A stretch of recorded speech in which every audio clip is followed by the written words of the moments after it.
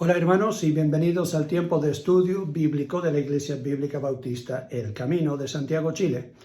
Me llamo Joel, soy el pastor de la congregación, te doy la bienvenida a este tiempo. Agradezco que hayas tomado el tiempo para, invertir realmente el tiempo, para crecer espiritualmente, para aprender más de la palabra de Dios. Y estamos en un estudio de Primera de Corintios. Este libro nos está mostrando la iglesia que Satanás prefiere. Y algunos dirían, pero pastor, ¿por qué queremos estudiar eso? Bueno, porque nosotros podemos aprender de un mal ejemplo y podemos identificarnos en esas áreas que nosotros deberíamos cambiar si es que nos identificamos con estos creyentes carnales. ¿Qué es un creyente carnal?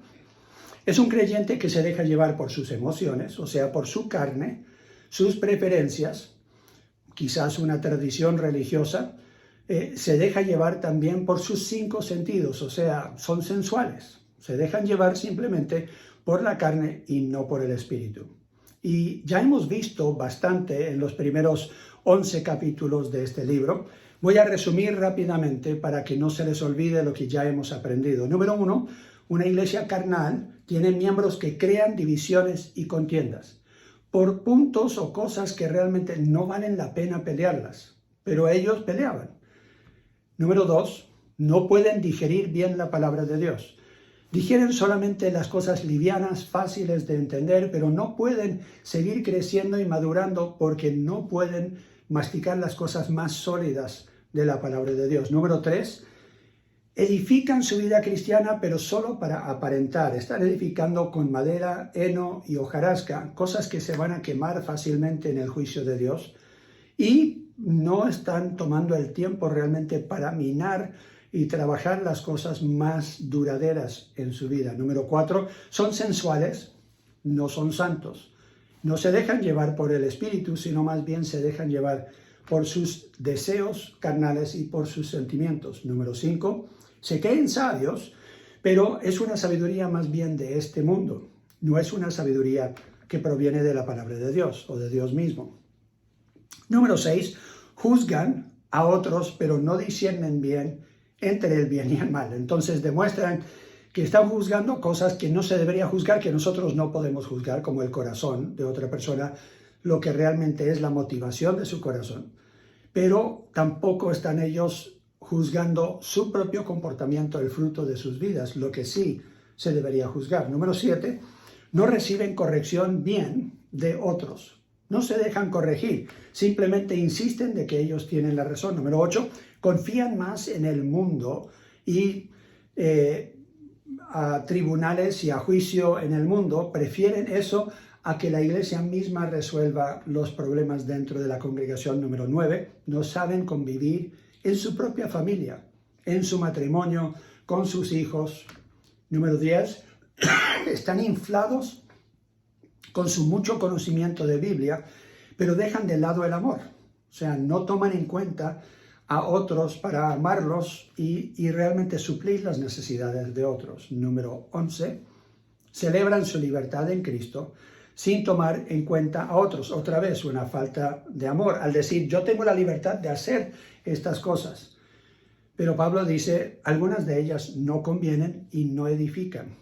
Número 12, son cristianos consumidores, buscan una iglesia a la pinta de ellos, lo que ellos quieren. En lugar de ellos trabajar para hacer que la iglesia donde están sea mejor, ellos simplemente quieren ir a una iglesia donde ya tiene todos los programas y todas las cosas ya creadas para que ellos las puedan disfrutar y no tengan ellos que estar facilitando esos ministerios. Número 13, no siguen el ejemplo de sus líderes.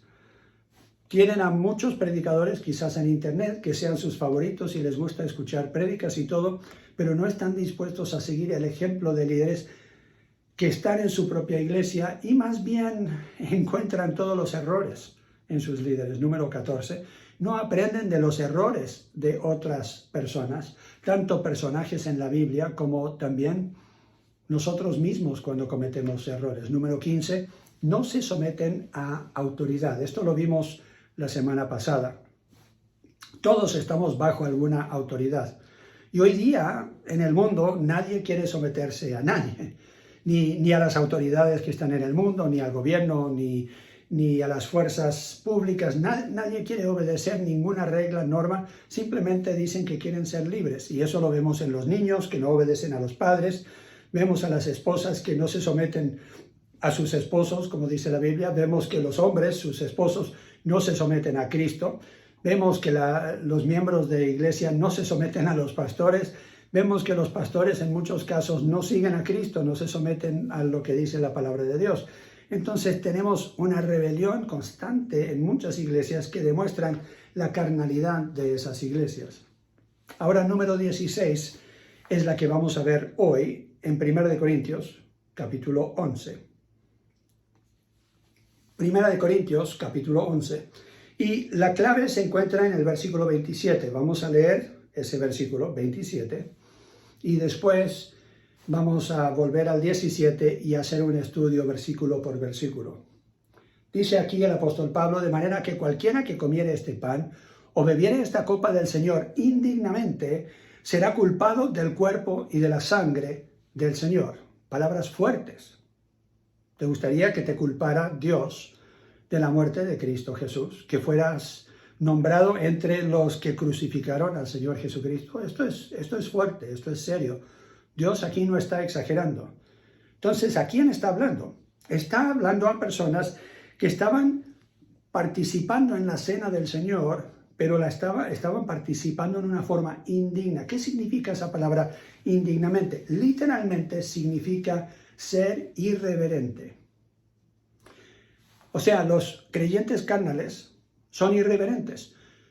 ¿Qué significa eso? Es una persona que falta respeto o reverencia por una persona, un proceso o un evento que merece reconocimiento especial.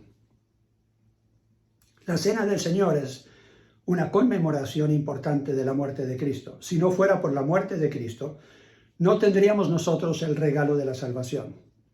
Es necesaria la muerte de Cristo para todo creyente, para poder tener paz con Dios, para poder decir que hemos renacido, que hemos sido lavados por la sangre de Cristo, que por medio de Cristo hemos recibido el perdón de nuestros pecados. Todo eso es crucial, es supremamente importante.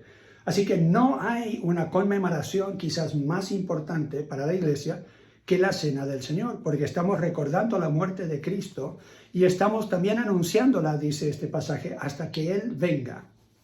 Así que es muy importante que nosotros tomemos esta enseñanza de 1 Corintios 11 con toda la seriedad que la tomaron en este tiempo, porque el apóstol Pablo les está hablando en una forma bastante fuerte aquí.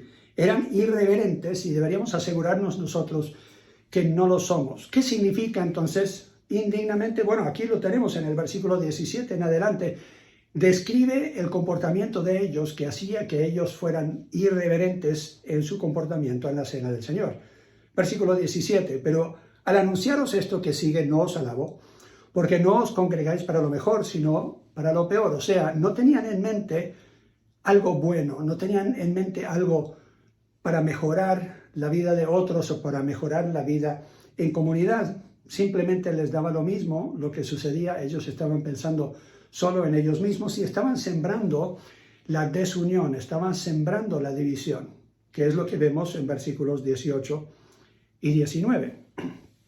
Pues en primer lugar, cuando os reunís como iglesia, oigo que hay entre vosotros divisiones, y en parte lo creo, porque es preciso que entre vosotros haya disensiones para que se hagan manifiestos entre vosotros los que son aprobados. El Señor Jesucristo oró de que nosotros fuésemos unidos como Él y el Padre son unidos. Eso lo pueden encontrar en Juan 17, versículos 11 y 22 específicamente, pero en esa oración Jesucristo le está orando al Padre y dice: yo deseo y anhelo de que mis seguidores sean uno, sean unidos, como tú y yo somos uno.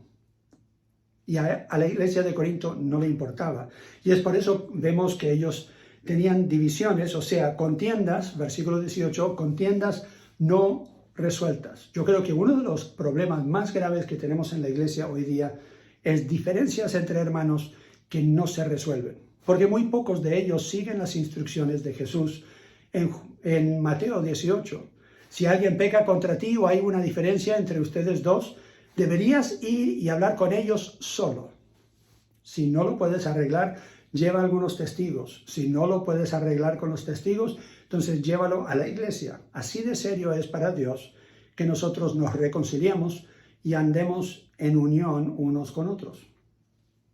A ellos no les importaba. A muchos creyentes hoy día no les importa. Pero no solamente eran contiendas no resueltas entre hermanos, pero habían diferencias de doctrina no resueltas. El versículo 19, porque es preciso que entre vosotros haya disensiones. Esa palabra disensiones en el original, en el griego, es la palabra que ocupamos hoy día para decir herejía. O sea, enseñanzas que no son fundamentadas en Biblia. Y hay muchos que quieren debatir sus versiones o sus interpretaciones de diferentes pasajes de la Biblia.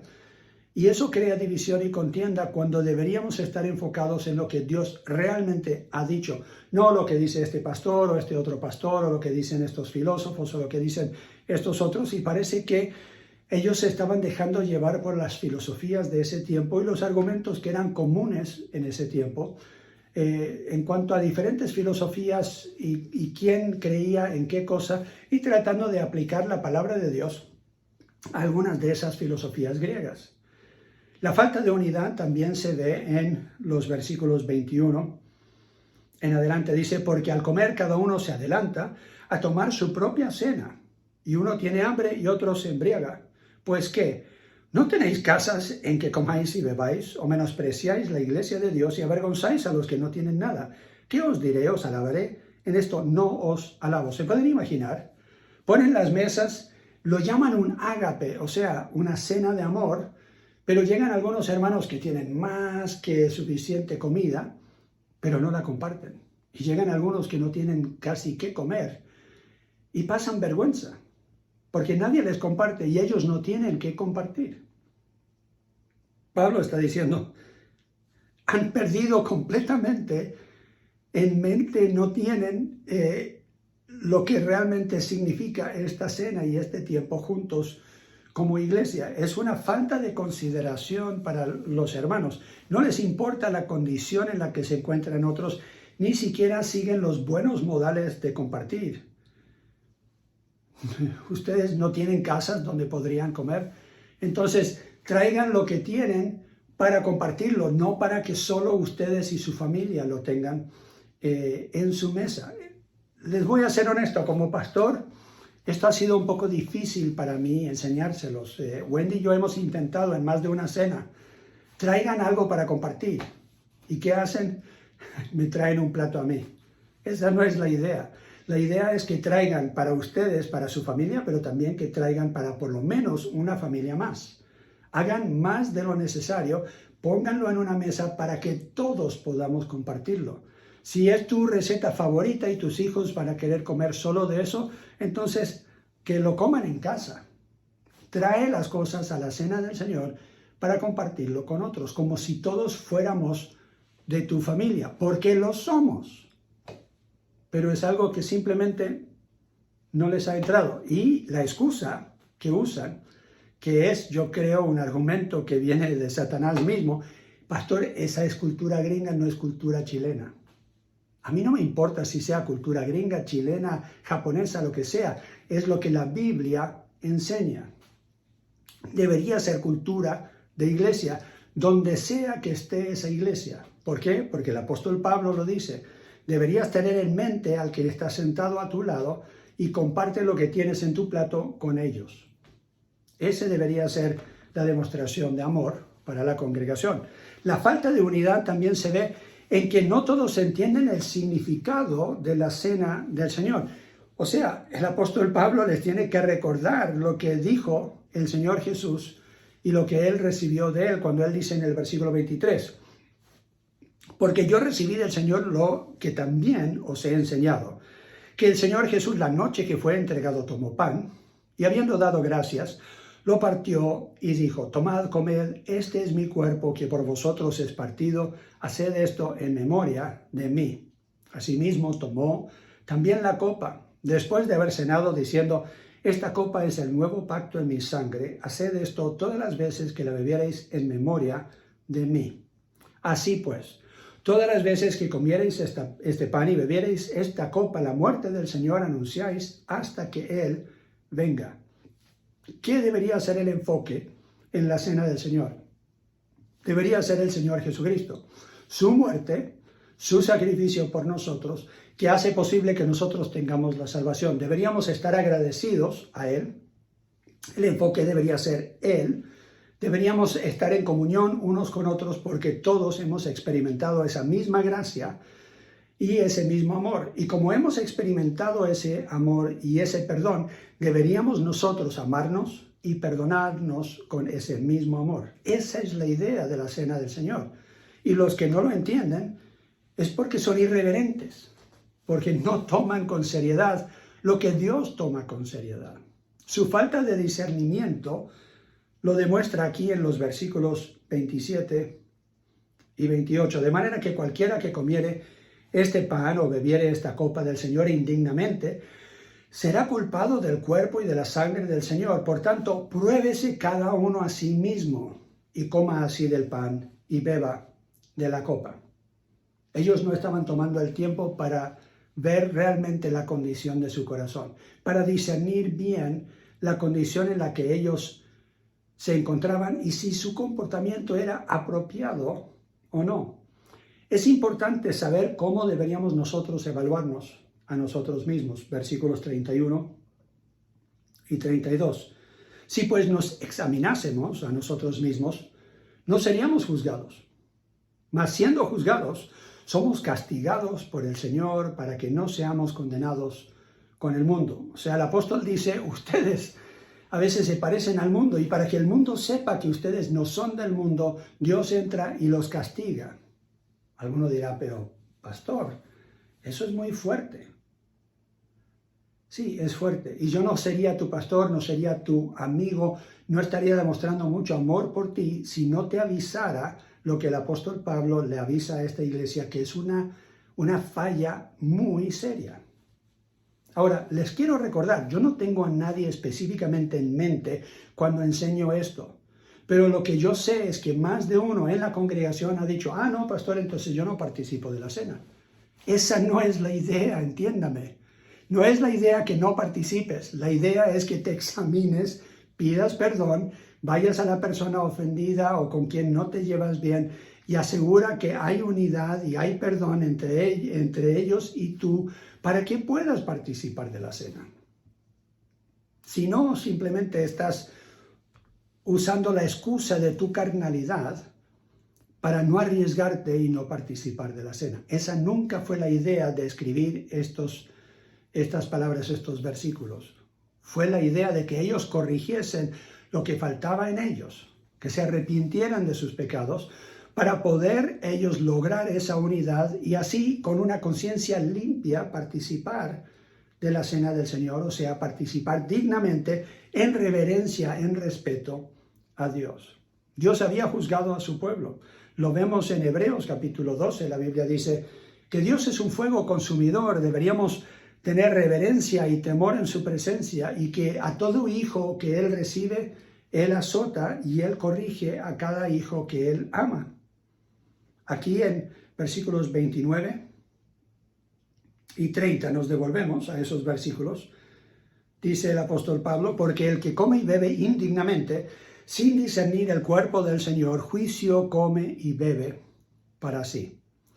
Por lo cual hay muchos enfermos y debilitados entre vosotros, y muchos duermen. O sea, el apóstol Pablo dice, hay algunos de ustedes que saben de hermanos que han muerto y murieron. Yo estoy convencido, dice el apóstol Pablo, inspirado por el Espíritu Santo, recuerden que él escribe estas palabras, que ellos murieron por juicio de Dios por su comportamiento en la cena. Algunos están enfermos, otros debilitados. Dios en ese momento estaba juzgando a miembros de la congregación por su comportamiento en la cena. Pero no solamente en la cena, la irreverencia en general que ellos estaban demostrando y la falta de amor que estaban demostrando al estar participando de la cena de esta forma. Entonces, alguno dirá, pero pastor, ¿Qué tiene que ver esto conmigo? Bueno, vamos a Hebreos capítulo 12. Hebreos capítulo 12. Y versículo 6. Perdón, el versículo 5. Y habéis ya olvidado la exhortación, que como a hijos se os dirige diciendo: Hijo mío, no menospreciéis la disciplina del Señor, ni desmayes cuando eres reprendido por él, porque el Señor al que ama, disciplina. ¿Viste? Claramente dice, porque el Señor al que ama, disciplina y azota a todo el que recibe por hijo. Si soportáis la disciplina, Dios os trata como a hijos, porque ¿qué hijo es aquel a quien el Padre no disciplina? Pero si se os deja sin disciplina, de la cual todos han sido participantes, entonces sois bastardos y no hijos. Por otra parte, tuvimos a nuestros padres terrenales que nos disciplinaban y los venerábamos.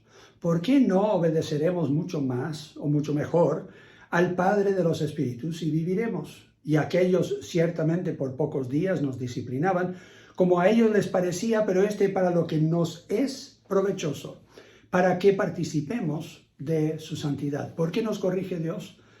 Para que seamos como Él, apartados de este mundo, apartados de la filosofía de este mundo, que pensemos bíblicamente, que realmente reflejemos su santidad.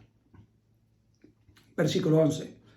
Es verdad que ninguna disciplina al presente parece ser causa de gozo, sino de tristeza, pero después da fruto apacible de justicia a los que en ella han sido ejercitados. Es por eso que estamos haciendo este estudio de 1 de Corintios. A nadie le gusta escuchar corrección, a nadie le gusta recibir la corrección, menos a mí me gustaría enseñar y predicar solamente lo bonito y lo chistoso y lo liviano y lo que a todos les gusta. Pero la verdad es que esto es necesario. También todos necesitamos que el Espíritu Santo diga: hey, despierta, piensa, analiza, ¿estás haciendo lo correcto o no? ¿Podría esa enfermedad tener algo que ver con tu desobediencia, con que tú no le estás haciendo caso a Dios? Esa pregunta debería cruzar nuestra mente. ¿Por qué? Porque Pablo claramente lo dice en 1 Corintios, y el autor de Hebreos dice que Dios juzga a su pueblo, que Dios corrige a su pueblo, que Dios azota a cada hijo que recibe por hijo porque los ama. Y yo no sería un buen pastor si no lo repitiera a una congregación que necesita escucharlo, como todos necesitamos escucharlo. Terminando ya este capítulo, leemos en versículo 28. Así que recibiendo nosotros un reino inconmovible, tengamos gratitud y mediante ella sirvamos a Dios, agradándole con temor y con reverencia. Porque nuestro Dios es un fuego consumidor. Dios quiere purificar a su pueblo. Él lo hará cuando Él siente que nosotros nos estamos desviando del camino correcto. Y especialmente lo hará cuando nosotros no tomamos como algo serio, como algo sagrado, como algo importante, lo que Él toma como algo serio, sagrado e importante, que es la cena del Señor, o la reunión en congregación, o el koinonía que nosotros tenemos durante la semana. Entonces, ¿qué tiene que ver esto conmigo? Bueno, vemos una aplicación muy clara al terminar este capítulo en 1 Corintios, capítulo 11. La Biblia es muy práctica y ya al terminar este capítulo, el apóstol está diciendo: deberían ustedes examinarse a sí mismos, aprendan a examinarse a sí mismos para no ser juzgados por Dios y para no aparentar ante el mundo que estamos siendo condenados con ellos por el comportamiento que ellos practican. El mundo hoy día no le tiene reverencia a las cosas de Dios, no tienen respeto por las cosas de Dios. ¿Quién debería tener respeto y reverencia por esas cosas? Deberíamos ser nosotros los que realmente conocemos a Dios. Versículo 33. Así que, hermanos míos, cuando os reunís a comer, esperaos unos a otros. Increíble que él le tenga que decir eso a una congregación. ¡Hey! No comiencen a comer cuando está todavía entrando la gente. Dejen que se sientan todos para saber cómo vas a compartir lo que tienes con todos. Hagan las cosas en una forma decente y en orden. Si alguno tuviere hambre, coma en su casa. Otra vez uno se pregunta, ¿pero tan claro tiene que ser? Coma en su casa para que no os reunáis para juicio. Otra vez lo menciona. Ustedes se están reuniendo y lo están haciendo mal y Dios está juzgando. Entonces la forma de asegurar de que Dios no va a juzgar es que ustedes coman lo que realmente quieren comer porque tienen mucho hambre, cómanlo en casa y lleguen más bien a la cena del Señor para compartirlo con otros y que no haya glotonería, que no haya alguien que se esté emborrachando, que realmente sea una conmemoración y no una de esas fiestas como las que tienen en el mundo. Termina el versículo con esto. Las demás cosas las pondré en orden cuando yo fuere. O sea, el apóstol dice, ni siquiera puedo yo nombrar todas las cosas que tendré que poner en orden. Yo voy a tener que llegar y ver qué más falta para poner esas cosas en orden. Una de las cosas, como yo ya dije, que me preocupa, es que en la congregación hay hermanos que dicen, yo entonces no voy a participar de la cena del Señor, porque yo sé que no estoy bien con Dios, yo sé que no estoy bien con algún hermano en la congregación. Y en lugar de que la cena del Señor sea algo que los anime a buscar esa restauración en su relación con Dios y con otros, simplemente no participan. Mateo capítulo 6. Jesús habla de qué tan importante es. El versículo 14 de Mateo 6 dice, porque si os perdonáis a los hombres sus ofensas, os perdonará también a vosotros vuestro Padre Celestial. Mas si no perdonáis a los hombres sus ofensas, tampoco vuestro Padre os perdonará vuestras ofensas. No puedes estar bien con Dios si estás mal con tu hermano. Eso es claro. Por eso tenemos que perdonar. Y es por eso que tenemos que resolver para nosotros poder decir que realmente hemos llegado a un acuerdo con ellos. Hemos restaurado la relación. Podría hasta ser más fuerte la relación si hablamos las cosas. Por eso es tan importante seguir el ejemplo, no de 1 de Corintios, pero de otras iglesias que voy a nombrar a futuro, porque vamos a ver también iglesias que fueron buenas iglesias, que realmente fueron unidas en el amor, que celebraron correctamente las reuniones. Vamos a ver ese ejemplo después de hacer este estudio de 1 de Corintios. Así que tenemos que aprender de este mal error, tenemos que aprender también de las iglesias que realmente participaban de un cuerpo como se debe participar en un cuerpo. ¿Qué tiene que ver conmigo? Bueno, la falta de obediencia a Dios muestra una falta de reverencia. Cuando ellos dicen, yo no voy a participar de la cena, es realmente desobedecer al Señor.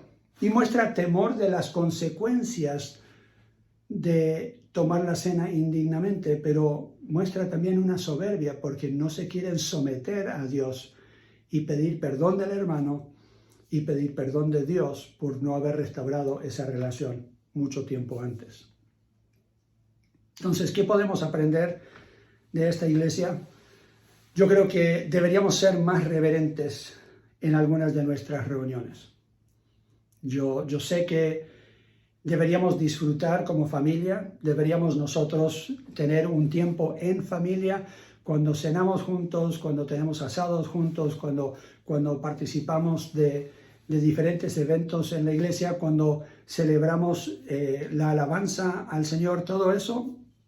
Está bien que estemos relajados, que seamos familia, que nos digamos hermano, hermana, que me digan a mí, Joel, me da lo mismo a que me digan pastor. Realmente no necesito yo que haya mucha formalidad, pero cuando llega un evento importante que está celebrando y recordando, conmemorando la muerte de Cristo, nosotros deberíamos fijarnos en qué es nuestra actitud, cómo estamos nosotros llegando a ese evento. Y deberíamos asegurarnos que estamos buscando la unidad que buscó el Señor Jesús cuando oró por esa unidad. Y que deberíamos nosotros estar velando por la unidad en la congregación, no solo durante la Cena del Señor. La Cena del Señor nosotros la celebramos una vez al año. Y algunos dicen, Pastor, ¿por qué no celebramos más a menudo la cena? Bueno, porque el ejemplo de Jesús fue seguido por los apóstoles por mucho tiempo, hasta cientos de años después de Cristo. Se celebraba una vez al año porque la Pascua, de la cual fue tomada la Cena del Señor, porque la Cena del Señor, cuando Jesús primero se reunió, fue en el tiempo de la Pascua, celebrando la huida de Egipto y la salvación del pueblo de Dios de Egipto y camino a la tierra prometida, como Dios los había librado. Es entonces esa celebración que es el fundamento de nuestra celebración de la Cena del Señor.